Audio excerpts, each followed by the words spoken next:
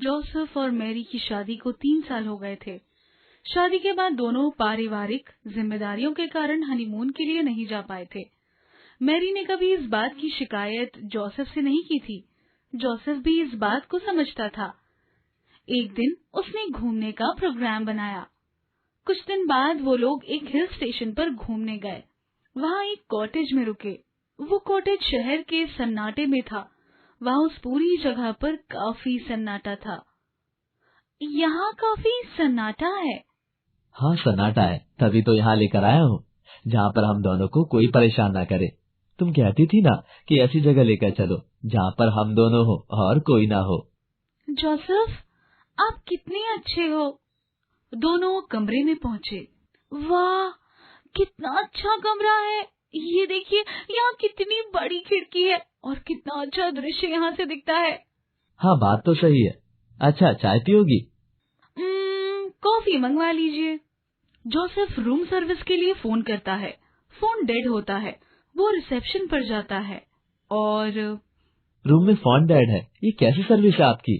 Sir यहाँ बहुत कम लोग आते हैं, इसलिए पता ही नहीं चलता कि किस कमरे में क्या खराबी है। आपको जो भी जरूरत हो बता दीजिए, वहाँ पर पहुँच जाएगा। यहाँ इतना सन्नाटा है कि आपके यहाँ कोई स्टाफ भी नहीं है। सर लोग इतने कम आते हैं तो स्टाफ रखने का कोई फायदा ही नहीं है। ठीक है, 2 कप कॉफी भिजवा दीजिए। जी सर आप चलिए, 10 मिनट में कॉफी आपके रूम में पहुँच जाएगी। तभी देखिए, शीशा कितना बड़ा है और कितना अच्छा है ना। हाँ ये तो है। थोड़ी देर में कॉफी आई और दोनों लोग सो गए। शाम को उठने के बाद दोनों ने बाहर घूमने का प्लान बनाया। जब वो कॉटेज की तरफ लौट रहे थे, तब उन्होंने एक सुगंध का अनुभव किया, पर दोनों ने किसी को कुछ ना बोला और दोनों ने उस चीज को नजरअंदाज कर दिया। बहुत मजा आया। थैंक यू जोसेफ, आप मुझे यहाँ लेकर आए। चलो मुझे खुशी है कि तुम खुश तो हो। देखिए, ये झुमके कैसे लग रहे हैं। तभी अचानक मैरी को लगा कि उसके पीछे कोई खड़ा है, पर मैरी ने उसे अनदेखा कर दिया। मैरी जब से इस कमरे में आई थी, वो बार बार उस शीशे में अपने आप को देखती थी, जबकि सामान्यतः वो शीशे के सामने ज्यादा समय नहीं बिताती थी।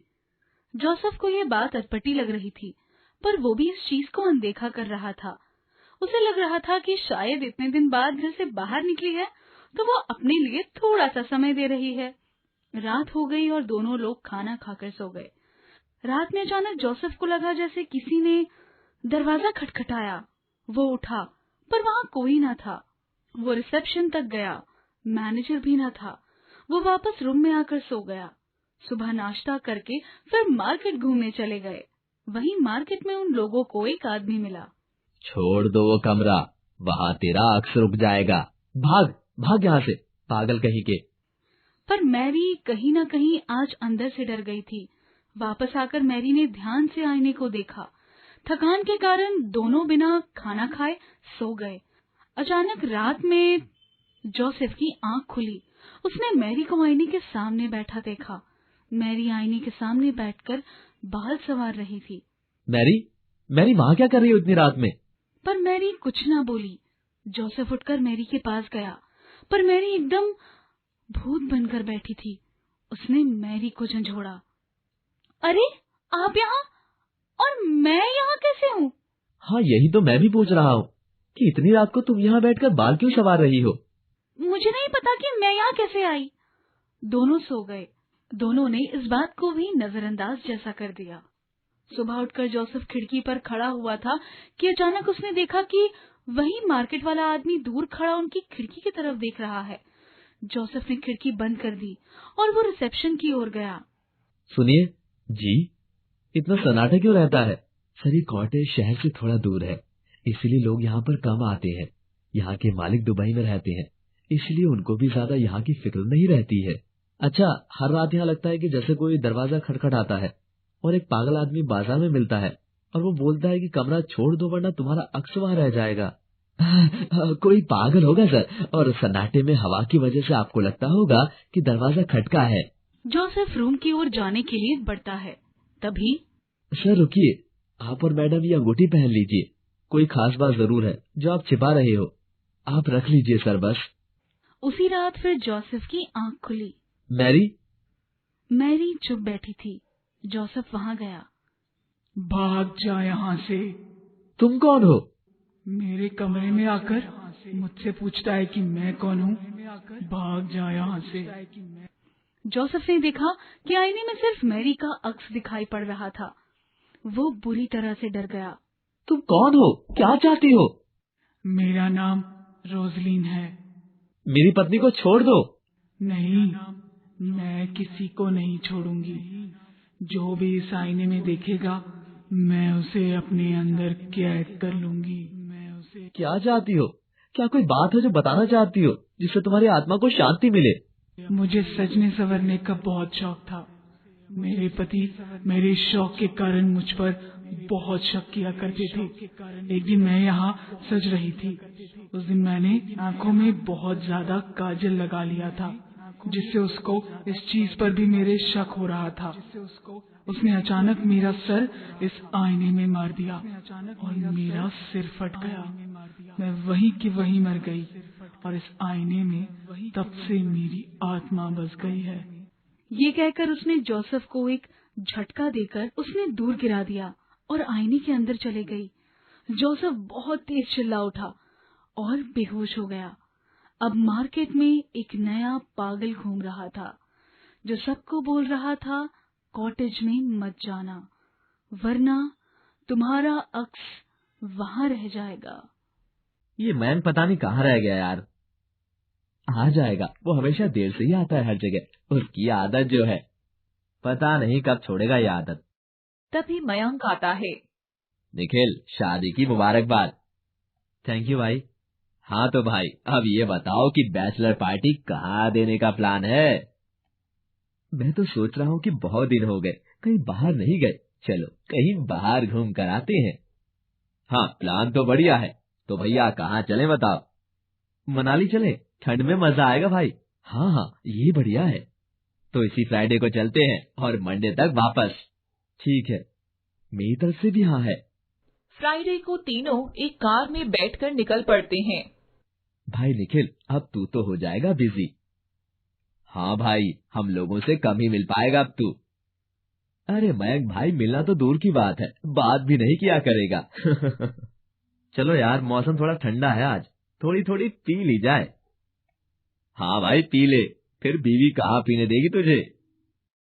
थोड़ी सुबह होने पर वो लोग होटल पहुँचे। तीनों होटल के अंदर गए। होटल में बहुत सन्नाटा था। ये तो बड़ा सन्नाटे भरा होटल है।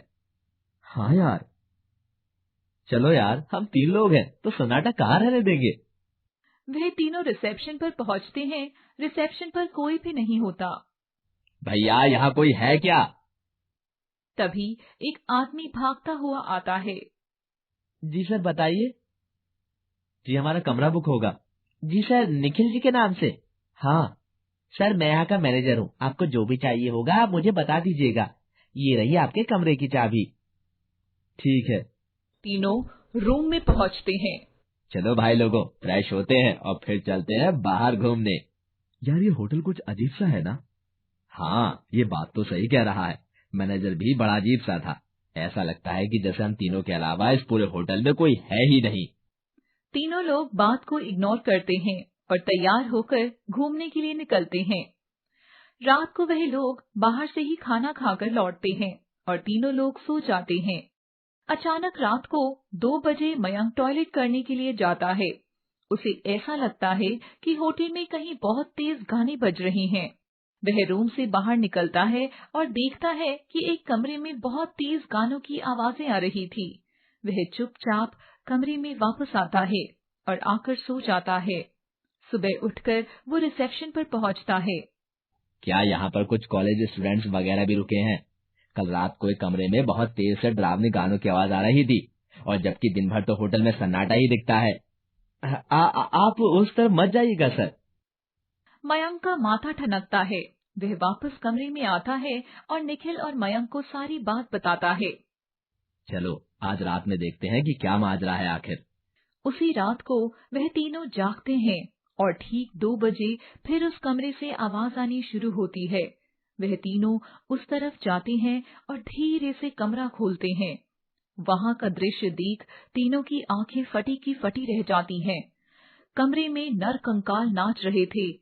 पूरे फर्श पर खून ही खून होता है और कमरे में अजीब सी आवाज आ रही होती है। तीनों अपने कमरे की ओर भागते हैं। चलो अब ये होटल छोड़ देते हैं। वह तीनों सामान पैक करके बाहर की ओर भागते हैं कि अचानक होटल का गेट बंद हो जाता है। वह तीनों चिल्लाते हैं। तभी अचानक मैनेजर आता है। कहाँ जा रहे हो? कहा था ना कि वहाँ मत जाना। चलो अब तुम भी पार्टी में चलो। अचानक चिल्लाने की आवाजें आती हैं और अंधेरा छा जाता है। तब से तीनों के घर वाले आज तक उनका इंतजार कर रहे हैं, पर वो तीनों तो मस्त हैं भूतों की पार्टी में। कुछ दिन बाद फिर कुछ दोस्त वहाँ पिकनिक मनाने आते हैं। राकेश की शादी तय हो गई थी और उसके दोस्तों ने पार्टी का प्लान बनाया। सुनो यार, मेरी शादी तय हो गई है, कहीं घूमने चलते हैं। अब हमारे साथ क्यों घूमने चलोगे? आप तो भाभी के साथ घूमने जाना। हाँ भाई, अब तो बीवी के साथ घूमने जाना। कुछ दिन बाद जोरू के गुलाम हो जाओगे। नहीं यार, तू पागल है, बेफालतू के चक्कर में पड़ रहा है। शादी वादी बेकार चीज है। हाँ राकेश, फालतू का सिरदर्द है शादी। अच्छा ये सब मजाक छोड़ो, चलो मसूरी चलते हैं। सब लोग तैयार हो जाते हैं। 2 दिन बाद प्लान तय होता है। तय रात को वह लोग गाड़ी से निकलते हैं। चलो सब लोग बैठो कार में जल्दी। यार राकेश, तुम क्या करोगे? शादी करके फालतू के झंझट में पड़ रहे हो। आराम से अकेले अकेले घूमो, मौज करो। तभी सोहन ने अचानक से ब्रेक लगाई। आराम से चला सोहन। अबे यार, काली बिल्ली रास्ता काट गई। पता नहीं कैसी अजीब सी सुर्खला आंखें थी उसकी। काली बिल्ली? शादी राकेश की हो रही है और बिल्ली इनको दिख रही है। लगता है अगली शादी का नंबर इन्हीं का है। यार मजाक मत बनाया करो, बहुत पवित्र बंधन होता है। हाँ बाबा जी ठीक है, जो बैठो शादी के वकील। यार आगे इतनी अंधेरी रात में, इतने सन्नाटे वाली रोड पर एक लड़की हाथ दे रही है। चलो देखें, उसकी मदद करी जाए। सोहन लड़की के पास गाड़ी रोकता है। मैडम, रात को इस अंधेरी सुनसान जगह पर कहाँ जाओगी आप? मैं कहीं नहीं जाऊंगी। आप लोग भी रात में कहीं मत जाओ। सोहन आगे चल यार।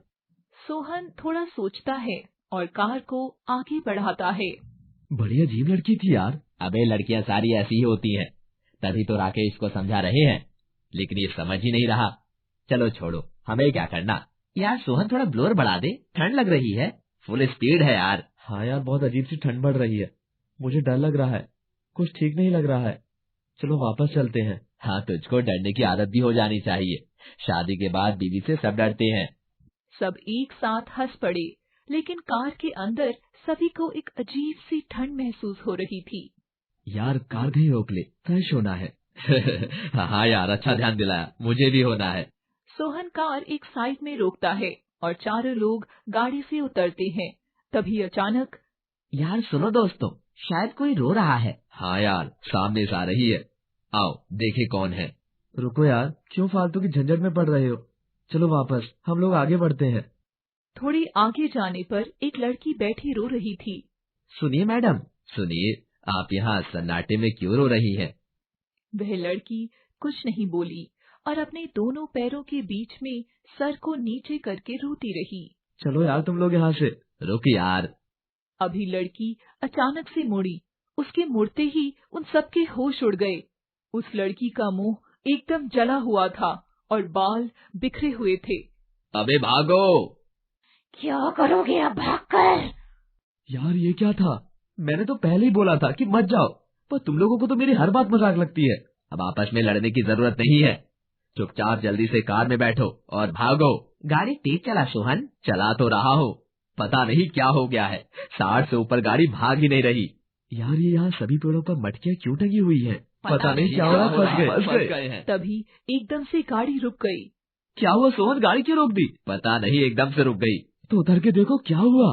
चारों एक दूसरे को देख रहे थे। सब डरे हुए थे।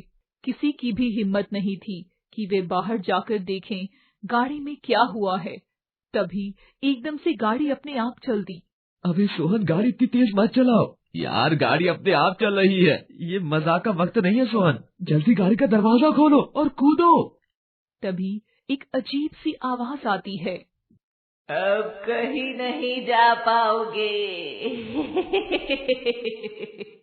ये कौन बोला? मैं बोली, मुझे लेकर नहीं चलोगे? थोड़ी देर पहले तो मुझे साथ लेकर चलने वाले थे।